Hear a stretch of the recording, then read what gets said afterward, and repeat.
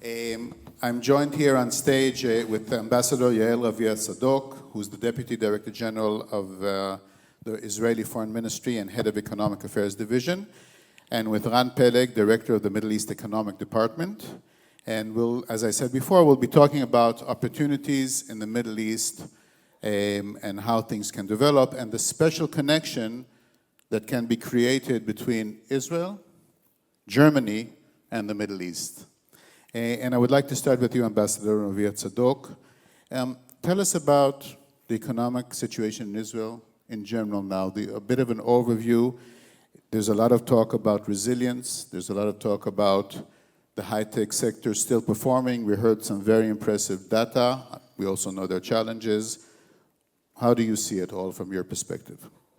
So first, hello, I'm very glad to be here, and thank you for organizing this wonderful conference. And I would like to acknowledge the presence of our Consul General, Talia Lado. We went through a tough year and a half, but the Israeli economy is resilient, is strong. Airlines are back, flying back into Israel. We see increase in number of tourists, slowly, but hopefully surely. At the beginning of the war, with the recruitment of so many Israeli young people to the military service, it created a huge challenge to so many Israeli companies, but with the decision to perform no matter what, an extreme effort has been made to keep markets, to keep connections. We made a decision, the Ministry of Foreign Affairs, together with the Ministry of Economy, to be present everywhere in every international conference and to continue to convey what we know, which is a know-how, technology, doing good wherever we can, and strengthening the connection with relevant markets.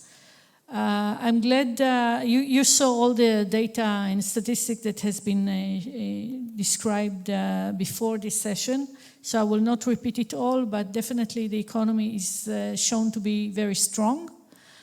And I think we learn so many important lessons about how to perform in time of war, how to keep the market moving on. In the Ministry of Foreign Affairs, we dealt a lot with logistic chain, how to keep maritime and aviation ongoing. And one of the assets I think we bring to the table these days is that we are glad to share with allies best practices of how to keep the economy going. We all live in a world where there is a technological race, but also very basic questions of defense are back to the table, and not only in Israel. So I think when we build alliances, when we build connections with partners, we need to think with whom we want to partner. And when it comes to technological race, first, Israel has been described here really has unique capabilities when it comes to innovation, and the very fact that we have more than 500 multinational companies that have a base in R&D centers in Israel speaks for itself. But I think Israel and Germany, when we have common values and shared concerns and history of collaboration, and it goes to not only innovation, when it comes to energy and climate and defense, and very strong political alliance, we should build more, we should do more, we should invest in expanding this level of collaboration. And there is a lot that still can be done. When we have our frameworks of collaboration, government to government, I can think of a few examples. One is our collaboration in Horizon Europe, which is the flagship of research and development globally. And Israel and Germany partner. Germany is our greatest partner in Horizon Europe. It's a great platform for funding, for joint research and development, even in the most advanced technologies. Another area of collaboration is energy. We established a few years ago a framework of collaboration between our ministries, our Ministry of Energy, your Ministry of Economy and Climate, and with the German Ministry of Interior and DENA. We have 4 working groups that deal with renewable energies, how to have cyber protection for critical infrastructure, and so on and so forth. We are inspired by your knowledge, and I hope that you're inspired by our knowledge too. We have a dynamic exchange of delegations. These days we have a big German delegation visiting CyberTech, a very large cyber conference in Israel where a lot of technology and also policy and know-how are being shared. Last week we have a delegation chaired by the Israel Head of Innovation Authority visiting Berlin with R&D agencies, and so on and so forth. Very interesting. I've known Yael for many, many years. We studied Judaism together. But when I asked Yael, who should we bring to speak about the Abraham Accords and new opportunities in the Middle East, the name Ran Peleg came up immediately. So Ran, I want to ask you, with everything going on, the war, the Houthim, the difficulties in the Middle East, it will come up in a second, his presentation. Tell us a bit about the situation, the circumstances, and the opportunities, which apparently are still there. Yeah, so thank you very much. Before we speak about the opportunities, let's talk for a minute about resilience. So what's the current status? So as we all know, Israel has its own fair share of challenges, especially during the last 1.5 years, but still, if we spoke about the resilience of the Israeli economy, so if I'm focusing on the most sensitive arena, which is the Middle East, obviously, for political and defense happening, we see the same resilience here, which means in terms of bilateral trade, our bilateral trade with all the Middle East countries, which we have relations with, only increased during the last 1.5 years. And since Abraham Accords definitely was the pillar here, the focus, definitely economic-wise, is the UAE.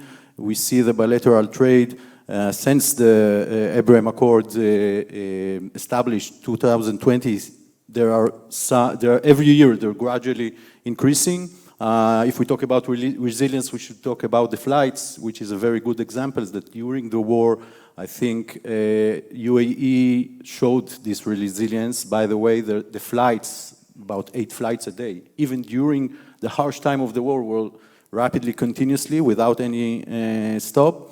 If we talk about trade, so we had the trade crisis with Turkey during the war, but with Egypt, on the other hand, where the commodities are a lot, can be in many ways in exchange to the Turkey channel, has increased, certainly in construction and materials.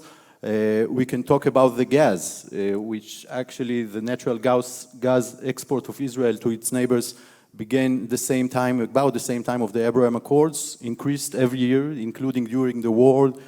Jordan, for example, uses 70% of the electricity in Jordan produced by a gas exported from Israel, from Egypt as well, 9 BCM per year and growing. New pipes have been built. You can see the map of the pipes to Egypt, both to Egypt and to Jordan. Water. I mean, if we talk about resilience, we have to see what's the necessary, not only commodities we export, but also the strategic commodities, which is the gas and the water. So Israel kept on the exporting of water to Jordan, 150 million cubic meter per year, and also growing. So this shows that the economic resilience or the partnership with our Abraham Accords, as well as our peace neighbors, only keeps going. Although we hear the criticism from the government, rhetoric-wise, that's for sure, but in practical, down-to-earth, people-to-people, which is the numbers show, perfectly.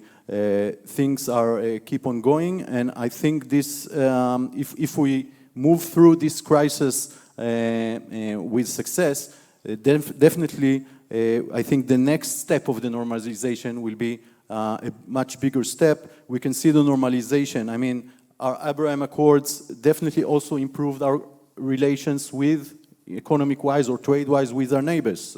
Prosperity deal is one example. UAE, Israel, and Jordan signed an agreement to export from Jordan to Israel energy, solar energy, and in a trade for water. It should have been signed in COP28, sorry, 23. Unfortunately, it didn't happen during the war, but it's definitely something that's going to happen, and shows how the additional moderate country who go into the normalization circle, which hopefully will happen soon with other countries, is a very important factor of the whole trade and economic relation of Israel with its neighbor in the Middle East. Very good, and we'll talk about other visions and opportunities in a second. But Yael, I wanted to ask you, we're here to talk about business, we're here to talk about financial opportunities, but I understand that when it comes to Germany, there's a connection which is deeper, stronger, which also impacts on our cooperation. If you can please elaborate a bit on that. So, as I said, we have very unique relationship, which is of strategic value. And it starts with energy, it goes through science and technology, it goes to defense collaboration, and the very fact that we send the Arrow 3 system to Germany. These are critical areas of collaboration in the sense that it enables both of us to support each other and to strengthen our accumulated capacities when it comes to technological superiority. And this is the game today. It's not only to strengthen each one's economy, but it's where we are in the global picture of who leads, who is the first or second on the top of the list of technological capabilities. And if I would go back to your first question about resilience, the very fact that we have a technology that enables us to maintain normal living.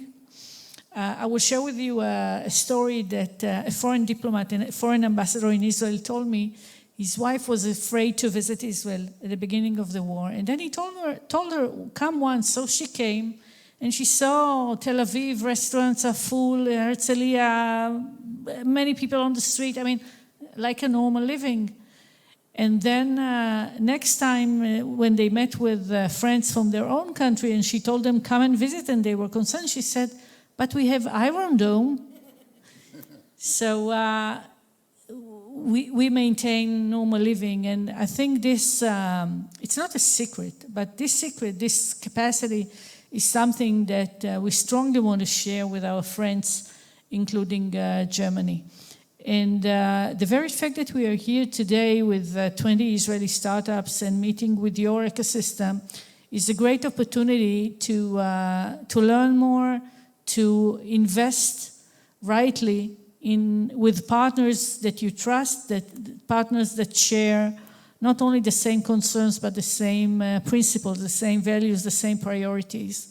And yes, we need to strengthen each other in order to be on the right side of history, in the right side of the global new architecture of capabilities and technological advantage. And you do it through that kind of collaboration too, not only with government-to-government agreements. So I'm very glad to take part in this opportunity, and together with our Consul General and local representatives, we discuss. When you sit here, we held some meetings in order to discuss how to take this joint interest, joint curiosity, and political will into actions that would keep our ecosystems closer and would ensure our people's their own security, perseverance, resilience. But I want to say something else. I think we who hold technological capabilities, we have global responsibilities. And there is room for collaboration, Israeli-German collaboration, far beyond our two countries. We can collaborate in places that need this technology and has no access to. And this is relied on SDGs and ESG values that we need to do good for this world to be a better one, to provide food security and water security and cyber security to other places. I think this is a common obligation. And the more we collaborate, the more we can do good far beyond our own nations. Indeed. Ran, we're talking about collaboration in the region. I understand there are 4 letters, IMEC, which represent a great opportunity.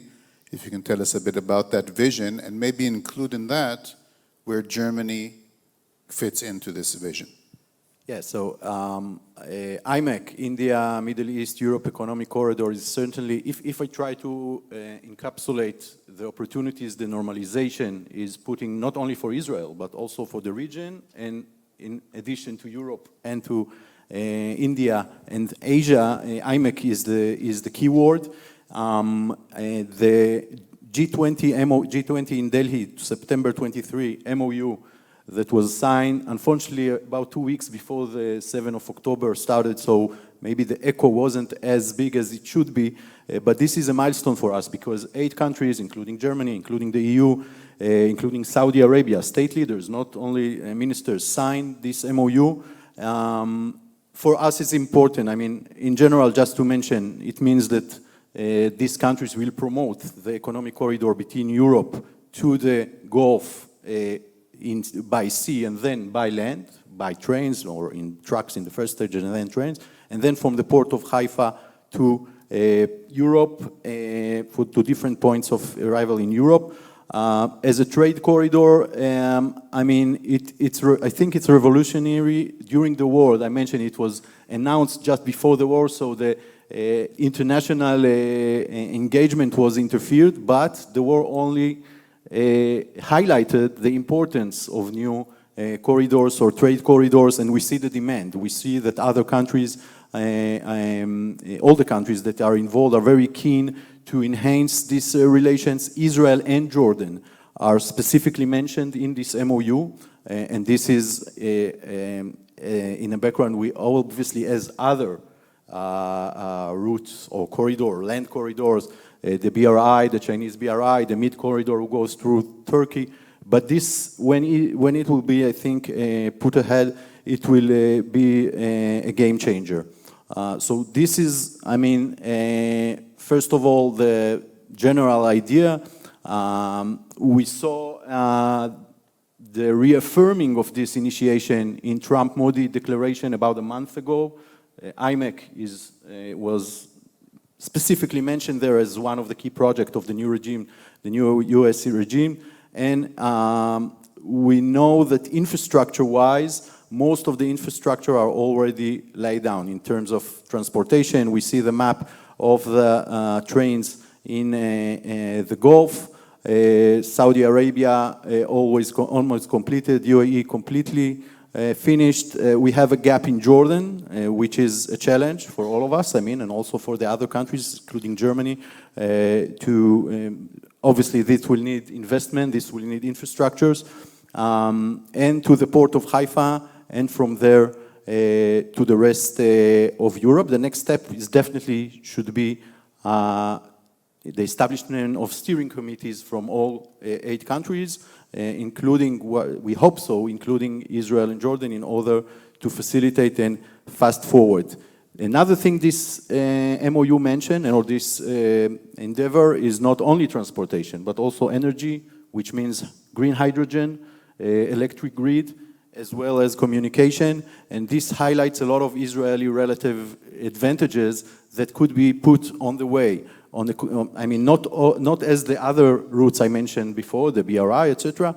The highlight here is not only infrastructure, it's also technology. And that's where Israel is get to the point. I think that's where Israel and Germany potential to be relevant and more relevant to this cooperation is also, very, very much relevant. I'm not a big expert of Israel-Germany. That's the field of our excellent Consul General and Ambassador Yael, but I did highlight 4 points that I think that this cooperation could lead to. First one is on the political or international arena, which is actually the support of the establishment of the IMEC Steering Committee, which I mentioned before. Obviously, US has a very important role here as a mediator, but still Germany and the other involving country is very important for us, and include Israel and Jordan, which is the only 2 countries which are mentioning in this MOU, but not yet signed or a part, official part of the committee. The other one is the energy cooperation, which I think Ambassador Ravia already mentioned, the bilateral cooperation we have and the mechanism we have with Germany.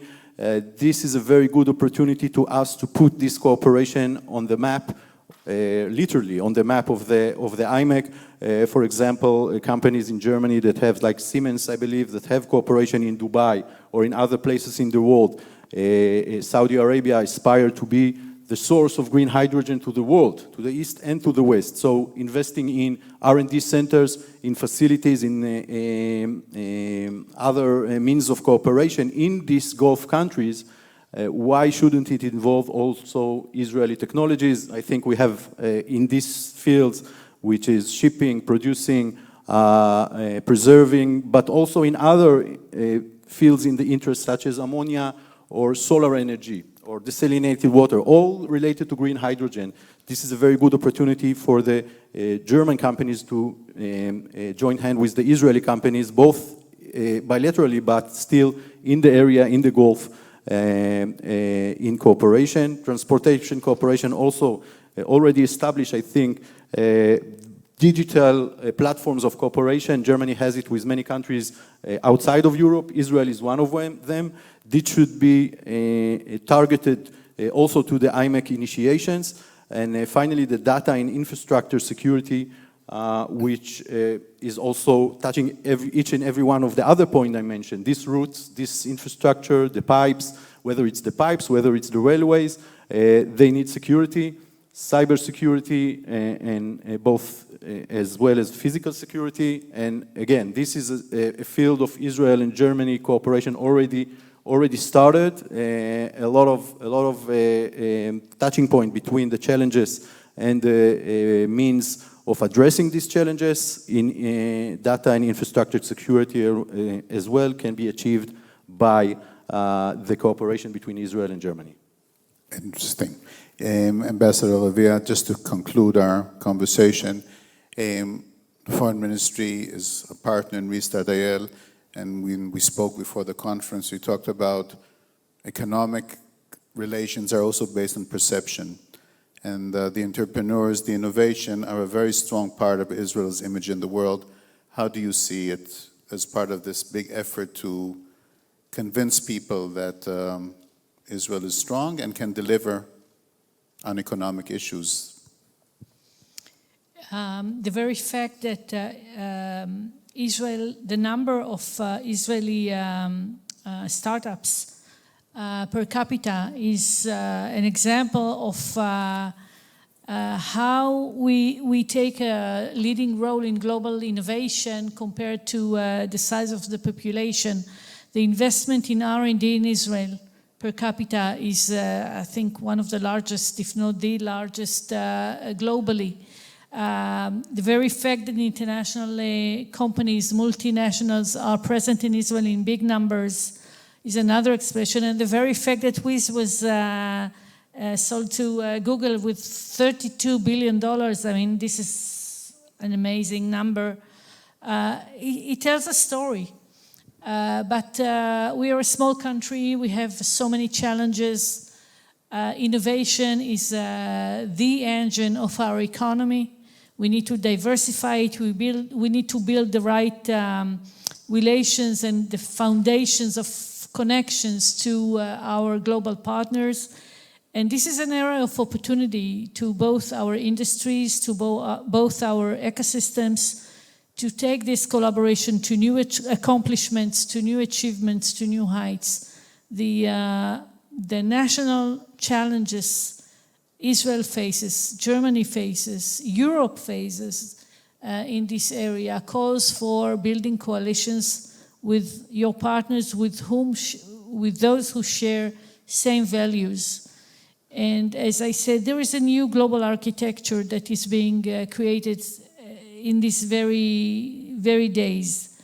We need to collaborate with our partners, with our allies, and we are here to do so. And the very fact that we are here today, that you are here today, is just an expression of this strong commitment to collaborate, to find new opportunities. And I would like to take this opportunity to invite you all to visit us in Israel. To those who haven't done it till now, I mean, please come. We would love to see you. We would love to connect you to your potential partners. And together we are stronger. Together we are more prosperous. And we can make a difference in this world. תודה רבה רן, תודה רבה יעל. Thank you very much.